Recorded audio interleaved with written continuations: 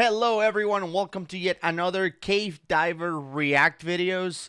Today is an interesting episode because I'm actually going to be reviewing one of my own dives, which I went to this weekend.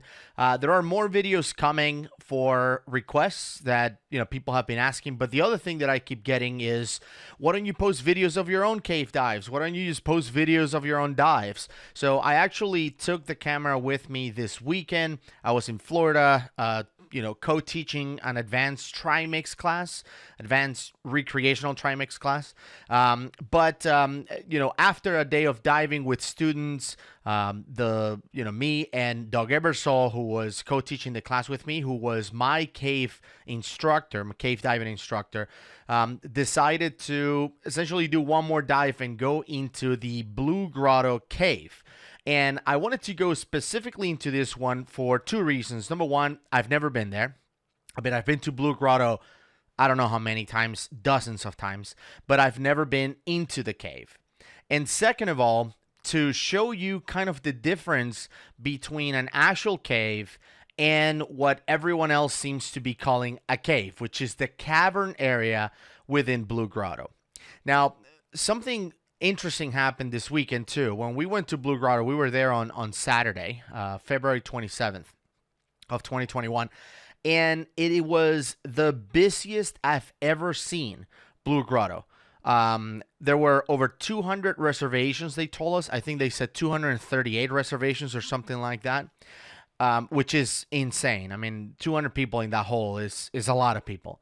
And the visibility was totally abysmal. I actually try to record the students that we had, and I mainly like to do this. I like to bring my camera and record students so I can help them with two things: trim, so make sure they're on the right position when they're diving, and two, tank rigging, because you have to bring external tanks. So you always want your tank to kind of be parallel with your body and kind of stuck to your ribs, if you think about it that way. So if it's at any angle or whatever, it's awkward and it creates drag. So you'll move slower, you'll be less efficient basically through the water. So anyway, I brought the camera with me, and let's just start the video. You can see right here that, and actually let me lower the volume a lot because that way you can hear me. You can see here that there's all this stuff in the water, this silt in the water. That's what happens when you have a lot of people that are doing flutter kicks or just regular scuba diving kicks.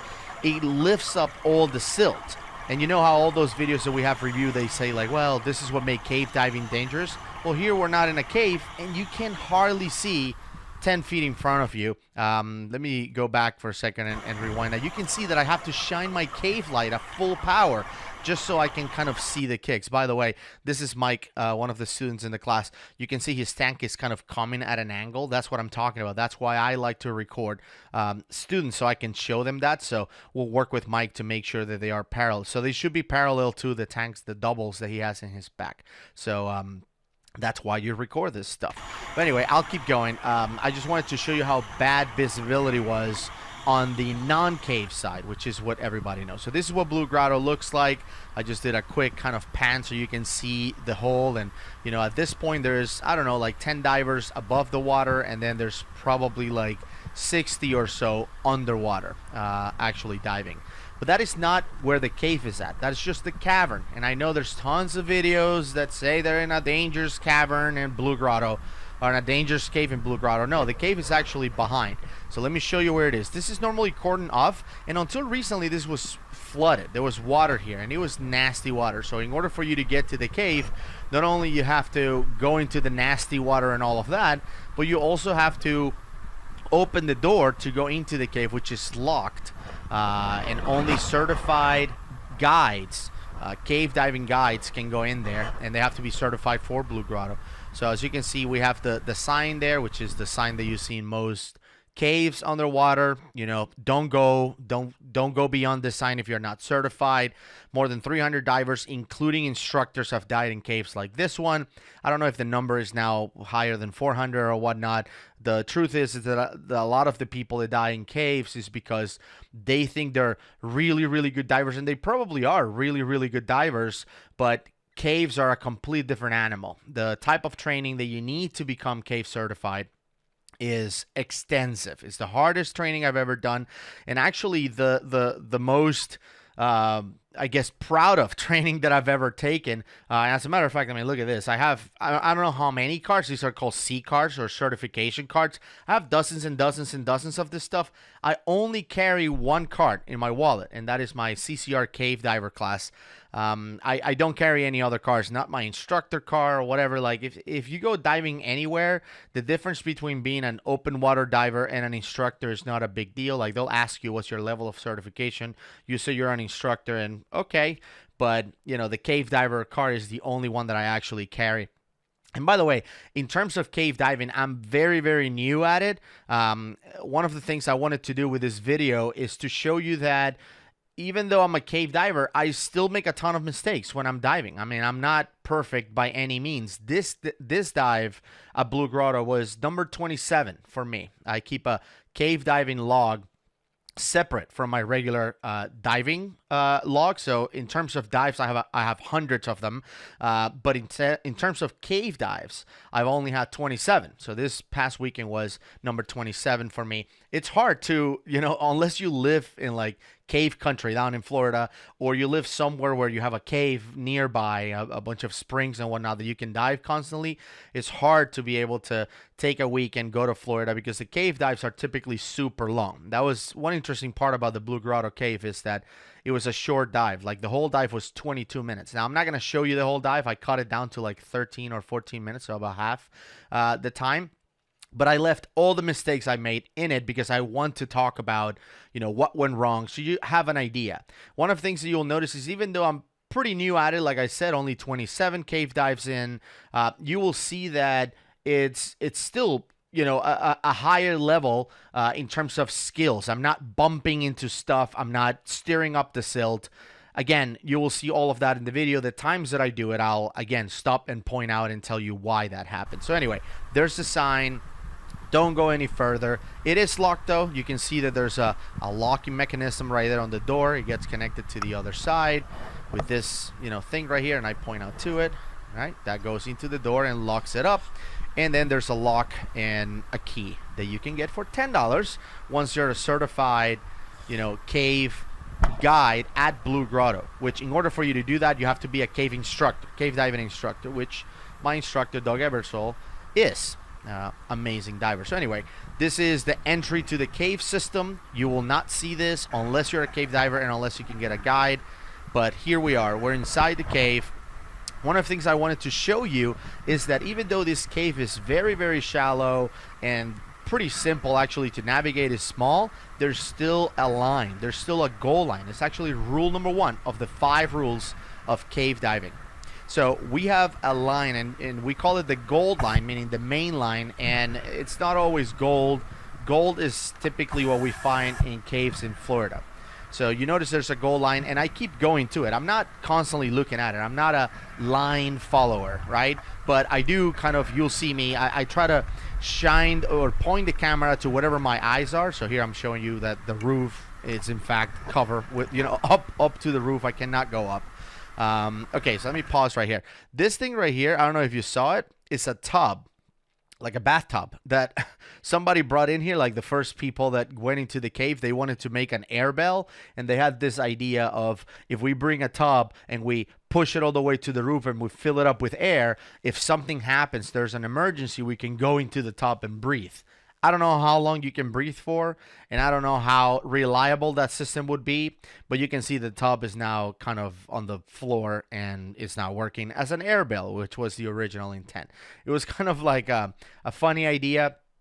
I guess at the time maybe made sense. It's scary, especially if it was a few decades ago, but now we know how to deal with issues like that. We don't need an air bell for it. Plus, I feel that if we had an air bell in there, you know, the regular people will be more attracted to, let's go in and check that out. So anyway, the cave as you come in splits into 3. There's 3 ways to go at it. Here's Doug. He's carrying a really, really heavy camera on his left hand. So you'll see him. He's trying to paddle a few times with his right hand just to keep balance. But typically when we're diving, we don't want to use our hands for anything. Again, he's using it because of the heavy camera that he has on the left. But for the most part, you see that he's kicking. Now, notice that all these rocks right here are covering silt. These rocks right here, all of this stuff is silt. Very, very fine silt. Like anything you do to it, like you can be super far. You can see regular divers on the cavern side. They are like 20 feet away from the bottom that is covering silt, and they just kick, and you can see like a delay reaction, like the water wave, or the wave is going through the water, and at some point you just see the silt at the bottom like poof, just go up, right? So the biggest thing about cave diving, which is a progression, by the way, and you can see my cards right here. These are all cards, and I'm sure I have more in here because I have a few that are a progression. You can see that they are like, this one is like cavern. Now, this is my Normoxa class. This is a cavern card. Then I have a cave light class or a cave light certification, which allow me to go in caves, but I have to stay on the line. I cannot go explore. And then later on, I was able to get my full cave certification. One of these, I don't know. I have so many of these things. But anyway, it's a progression in order for you to get there. And the progression is not just so you gain a lot of experience. Like you are cavern certified, you dive in caverns. Then you get the cave light, which is you stay in the line. You dive a bunch of that. And then ultimately you get your cave certification. It's not just for that. It's for you to really perfect those kicks and the technique. What you want to see underwater is you want to move like a submarine. And you will see on the video I try to do that. And the video shows what I do in every cave dive pretty much. Which is I'm trying to just go straight forward, not up and down like a lot of divers do. So I want to look like a submarine. Like I'm just like a drone. Like I'm just going in, whoop, just perfectly straight without disturbing any silt. That is my mission when it comes to cave diving. So here's Doug going in front of me. So he's kicking. I'm showing you all of the silt. You see that on the rocks. So any kick, like a bad kick, which by the way you will see later on, it will just, you will see the plume of silt just coming up. This is an interesting pipe that they dug through essentially through the ground to pull water. They have some something plants or whatever over there. They just pull the water out of the cave. So once again, we're just swimming through the cave. I'm trying to stay high, as you can see, and the main reason for that is because the floor and the rocks and everything is full of silt. So as I'm getting my bearings and kind of getting my trim on the control and all of that, I try to stay high to disturb the least amount of silt as possible. But even the walls have silt. So there's no place in the cave where you can like do whatever you want and you're not gonna silt the place up. That doesn't exist. I'm just trying to, again, get my bearings so then I can start diving. So this is what a cave looks like underwater. This is why I don't film them all, because it's just like rock. Now all the caves are different, and I know some cave divers, if you're watching this, you might be yelling at the screen because some of these caves are amazingly beautiful, of course, and they deserve to be filmed. But this one specifically is just, again, it's a cave and it's full of water, and there's a bunch of rocks and silt. There's really not a whole lot of formations and stuff like that make it super interesting. But again, I've never been there until this dive. I decided to film the whole thing. The whole dive was 22 minutes, but again, I caught about half of it that I'm just swimming, right? And showing you more rocks. So anyway, I'm following Doug right here. Notice that I'm close now to the rocks, but I got my kicks on the control, and notice that I'm moving, pretty steady. I'm not going down or up. I'm just going on a line. I shine my light at the line so I know. Cave awareness is very, very important when you're a cave diver, which means if for some reason the place silts out because a rock falls over and now there's silt everywhere and I can't see anything, or all my lights break or whatever, I know that right below me, I don't know, I would say 15 feet below me, there is a line that I can go to and grab and get out of there, because the line always takes you to the exit. We always have a continuous line to the exit. So I'm showing my computer. I'm at 25 feet of depth, 4 minutes into the dive. Pretty mellow, pretty straightforward. Once again, it's dark because it's a cave, and this is where non-cave divers panic. This was just a very, very easy dive on Saturday. It was pretty cool. But you can see if I shine the light a little bit differently, you see still they're silty, and that's because the water is actually pumped from the cavern side into the cave. So all that silt was there before we got there. It's not us. It's still clearer than the cavern. I can still see, a few feet in front of me. And you can see right here, let me pause that. I'm actually filming back behind me because I want to see if my kicks are picking up the silt. And you can see that I can still see straight back, no problem, which means I'm doing a good job with the kick. So that was good. So again, I'm moving forward right above these rocks, following Doug.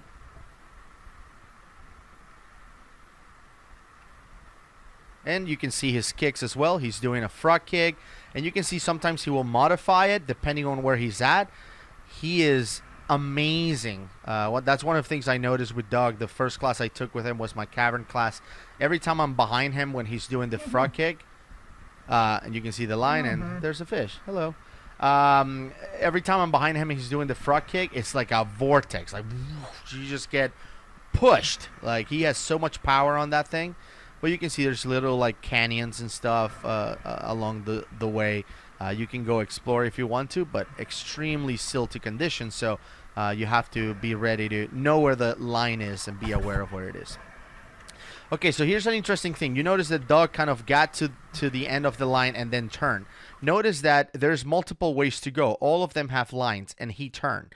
So here is one thing that you learn in cavern class, and then you perfect later on in the other classes, which is everything we do it with kicks. What you're about to see is me doing a helicopter kick, which is known as, which means I got to this point, I stopped myself by doing a back kick. So I'm going forward, I stop myself, and then I turn all with my kicks. I'm not using my hands. So I'm using my feet to literally just rotate in place. I'm not going up or down. I'm staying in one place, coming in, rotating, and then swimming the other way. So that's what you're about to see.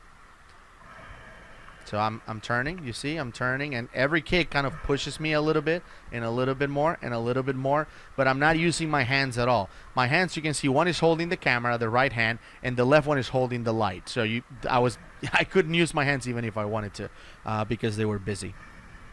So the light is on my left. I actually have lights in both hands, just in case one fails, but my main light is on my left, which is what I'm using right now. It's a 10-degree light, 6400 lumen. It's pretty bright, but not compared with Doug's light, video light. He's filming right now with a camera. So every time that big light goes on, it's because he's filming. All right, so we're moving forward into the line. Notice that he is kicking, but the silt is still on the rocks. However, pay attention to this rock right here, because I'm actually going to disturb it on purpose, just so you see how easy it is to you make a sudden mistake, and poof, just a plume of silt goes over the cave. So you have to be really, really careful, because any little mistake like that can silt the place up. Of course, we're prepared to deal with it, but you prefer not to do it, and that's part of being a cave diver. So you can see one of his kicks kind of disturbs silt a little bit, and again, it's not about not silting anything at all. It's trying to prevent it. If you silt it up, no problem. Okay, so here I'm pointing out an arrow. This arrow essentially indicates where the exit is at. So if I'm holding the line and I'm swimming and it's blind because it's silt, I hit the arrow and the arrow is pointing to the exit, so I can be like, okay, I'm going on the right direction. So here I wanted to be cute. I'm like, look, this is the kind of animals you find inside caves, a translucent crayfish or whatever. And in the process of filming that, I noticed that I lost some buoyancy and I hit the line. And you can see that the line is full of silt. So I hit it actually with my body. So I was filming it, oh, cool. And boom, I just bumped into the line. And you can see there was silt all over the place. That's one mistake that I made. I got distracted doing something and I hit the line. Now, fortunately, I was following another rule of cave diving, which is the line is always below you. And the reason for that is that if you get tangled in a line, you don't want to get tangled behind you, right? So if you get tangled behind me on the canisters or whatever, man, trying to get out of that will be a bear. I might have to take off my rebreather in order to, untangle myself. It will be a pain. So we always cross line. We're always above the line. So if I get tangled in my chest or whatever, my straps or my waist or whatever it is, I can free myself for the most part. I have to be able to self-rescue myself if possible, even though it's a team sport. So I hit the line. which silted a little bit. Not a lot because, I mean, how much silt can you have on a rope? But the biggest problem is I could have tangled myself. So that was a very, very rookie mistake by me in this dive. So I silted it up. I barely touched it, so no entanglement or anything like that. The other thing is if this would have been a rope in another country, a line in another country, for example, especially if it was in a sea cave, it could have been encrusted or something and actually broken by just my weight. Just by putting my weight on it, it could have snapped, and now we don't have a line, which, you know, and you learn in cave diving class how to repair a line. If you do snap it, they teach you how to repair it. But again, all of that could be avoided if I just had done my job and not bump into the line like an idiot. All right, so silted out a little bit, harder to see. Now notice too that even though there's silt, I'm pointing my light at an angle. That is another trick that you learn in class, or I don't know if I learned this in class or just by diving. If I point the light straight at it, all of those particles actually reflect on me and it's blinding. You can't really see a whole lot. It's like if you're, I don't know, any of you drove in a heavy snowstorm. It's like the headlights of your car. It's like a wall you can see through. But if I shine it at an angle, then I guess whatever reflection that will come out of those particles will bounce right below me, and I can actually see better through it. So if you're ever in a silty condition, if you're a diver, and you notice that your light is not really penetrating the silt, just raise your arm and go at an angle. That way you can see better. So you see it's like angle down, and I'm looking at the line. I'm following. Doug is in the distance. I can see his light, so no problem. All right, so I think this is there's a spot in the cave where I actually turn the camera around so you can see me. It's not a big not a big whoop, but at least you can see kind of how I look when I'm cave diving. So I'm coming, see there's some silt right there, so he probably one of his kicks just disturbed it. And that is the thing with cave diving. You know, any sudden move, you know, can create silt. We learn how to deal with it, so it's not a big deal. All right, so I can see the line. He went on in that direction, so I'm going to actually follow him. I look at the ceiling to make sure I'm not bumping it, because I notice that I'm a little bit high, and you see that I'm higher than him at this point. But once again, if in doubt, be a little bit higher so you have room from the silt, that if you make a mistake, you're not going to, you know, make a mess. So I'm just filming from above. And he's going, you know, doing his frog kicks and all of that. That's great. And notice that there is arrows along the line. He just passed one arrow, and the arrow is pointing back, which means, and I'm aiming my light at it right now. The arrow is telling us the exit is that way. So we're going into the cave at this point. All right. So you see there's he kicks, and there's silting, and poof, he just silted right in front of me, right? So now it's just a wall of silt. What do? Panic? Cry? Yell for my mom? No, just keep swimming.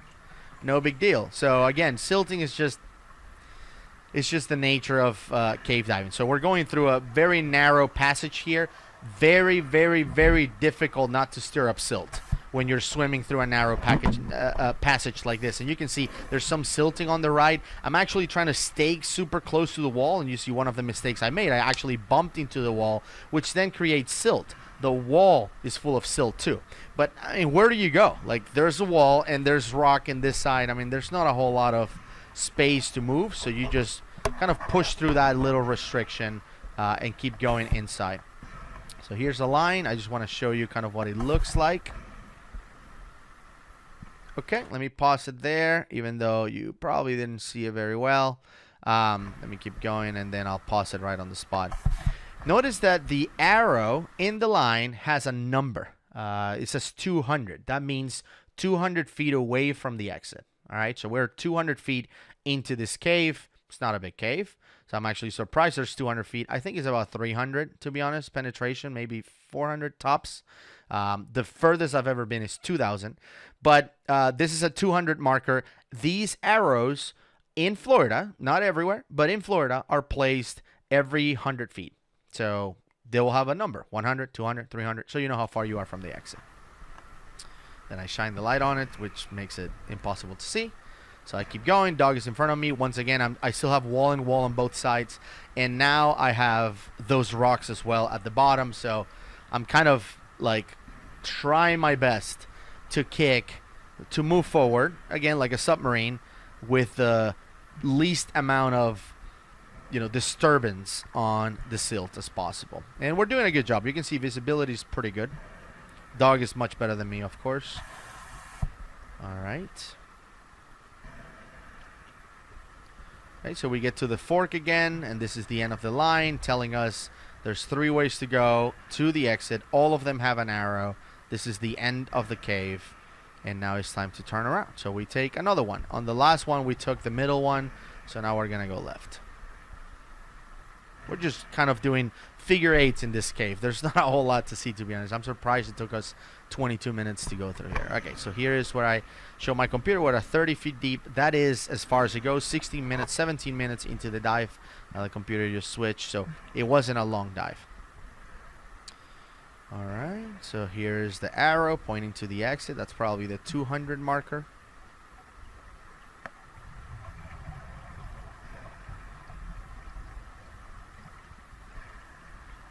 It's going in, and you can hear my breathing is very calm. Like, it's very, very quiet to hear because I have a rebreather. You don't hear bubbles. You can hear my breathing, as I mentioned. You can hear bubbles. I cannot even hear my own breathing myself. So the fact that the camera is catching that is pretty awesome. But sound does travel better through water. Faster, further, better. So it's able to hear my breathing. But you notice at some point I turned the camera around, pointed to myself. There's no bubbles. And I kind of look like I'm not having a good time. But I am. I promise. Okay, so silt everywhere. You knew that already. But there's the line. I look behind again. No silt. Doing a good job with the kicks. Keep going. It's very, very important to be self-critical if you want to improve. If you go around life thinking that you're the best diver ever, you're never going to improve. You don't think there's any way to improve. So here I point the camera to myself. That's what I look like on the water. I have my rebreather loop. No bubbles. And I'm just moving through the water like a submarine, as I mentioned. All right, so we're coming in to the end right here. I wanted to show you how dark a cave is. People are like, is it true that you don't see any light at all? Well, here I turned the camera around right behind me. I promise you, I'm not going to pause this video. I just turned the camera around, and I'm filming what's behind me without shining the light. And you can see... You can still hear it. The video is playing, but you cannot see anything. Now imagine being there inside a flooded cave with no lights and no know-how on how to find a line and get out of there. That's why people die, even instructors. So very, very serious stuff. It's not dangerous if you know what you're doing, if you have the training. So now you can see a reflection out there. There's like light coming up. So we are coming to the end of the dive. Here I make another mistake. I'm filming the exit. I didn't notice my buoyancy, so I go straight to the floor, which is so stupid because as soon as I hit the floor, I silted the whole place, as you can see. Luckily, we're on the way out. We're almost done, but I shouldn't have done that. But, I try to make the best out of it to show you what a silt looks like. So you can see that silt is just straight up powder. And then you move a little bit beyond that, and it's like a combination of powder and rock. And now there's like pure rock.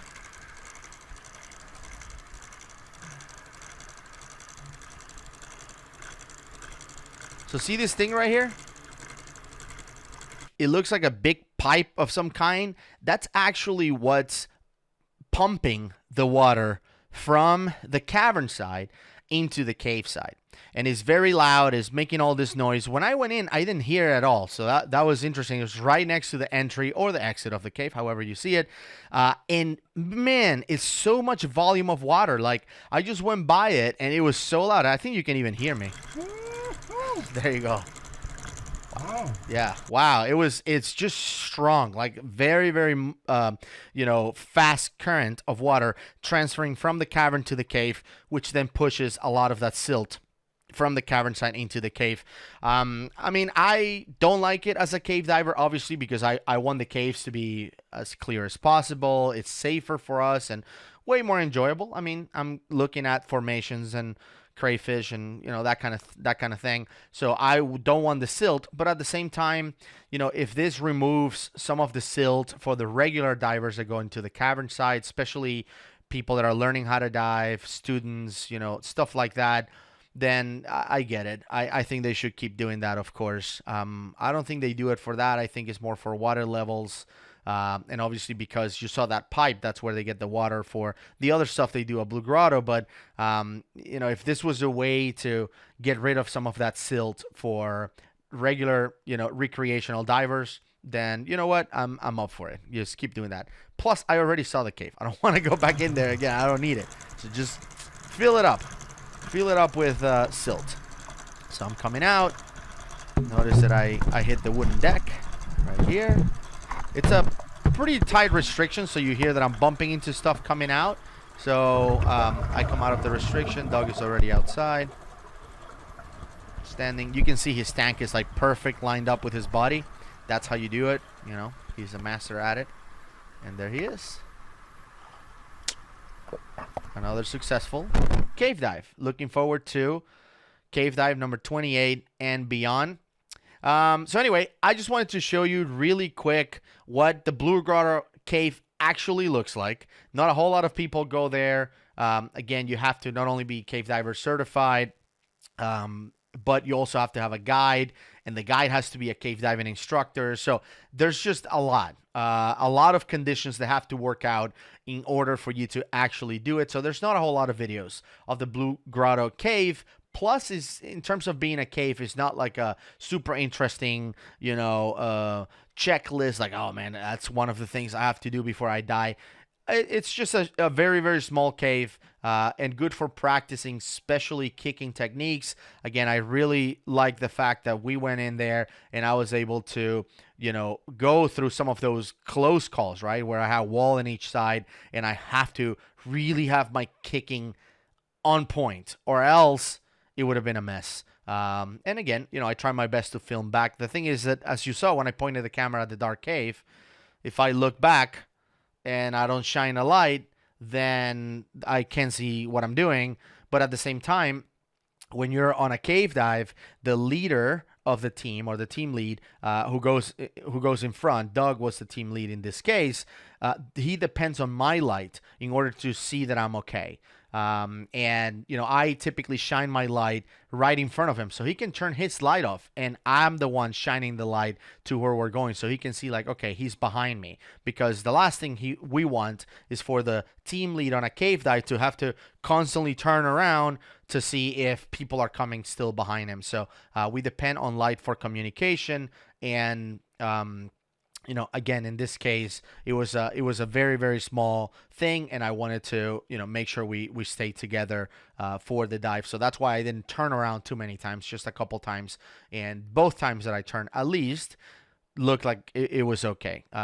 Again, very, very important to self-assess. I want to record, more of my dives, of course, to continue to improve. I know Doug took some video. I'm going to ask him to see if I can get his so I can see if I'm in it and continue to improve. Look, I think that in order to improve as a diver, and that's one thing I noticed with a lot of divers, especially a lot of divers in YouTube as well, is that it seems like they feel like they hit a ceiling. Like, I made it to, I have 200 dives or whatever, and now, like, I can't get any better. Like, this is as good as a diver as I'm gonna be. But there's always more to do. There's always more to learn and more to practice. I'm the first one to admit that when it comes to cave diving, if there's a hierarchy or whatever, I'm like right at the bottom. Like I am nobody.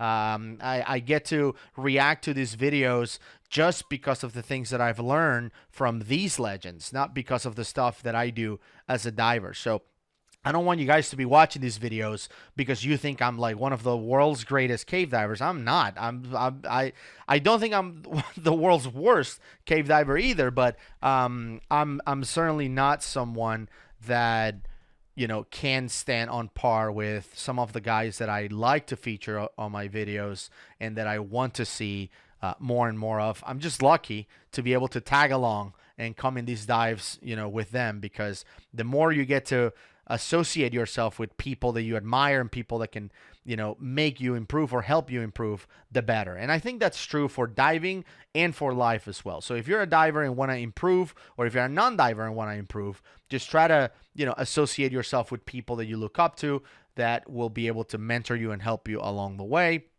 And that's kind of like the mode that I'm in with cave diving and diving in general. Just continue to improve and continue to, create content for you guys. We have a few more cave diver react videos coming up. I don't think any of the ones that are coming up will be videos about ourselves. So if you enjoy that, I hope you stay tuned and watch those and let us know what you think about them.